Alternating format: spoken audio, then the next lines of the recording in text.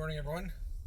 So I'd like to talk about interest and penalties on taxes. So reminder, if you haven't filed your personal tax return, it's due by September 30th. Anytime after that, there will be interest and or penalties on your tax return. So interest and penalties, when we're talking corporation or a sole proprietor, if you have interest on or penalties on, say, GST or your corporate account or payroll remittances throughout the year.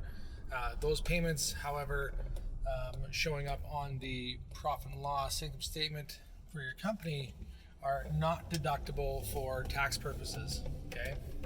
So they need to be excluded when figuring out the taxable income.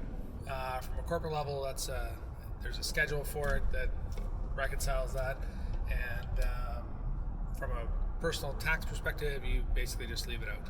On the flip side of that, if you receive interest from the CRA, that is taxable, okay? So if they pay you interest, you actually have to put that on your tax return. Not a whole lot of people catch that.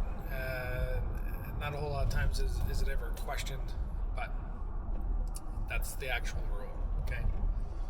So it sort of makes sense that you would put that in your income, and it makes sense that the CRA wouldn't allow you to deduct the interest and penalties on your taxes because the effect of that interest and penalties comes from taxes, so that sort of makes sense.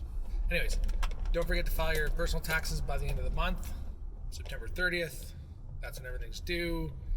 It's the deadline for the deadline for the deadline for real this time, I think. Take care of yourself, take care of your family, and take care of your friends, and be well.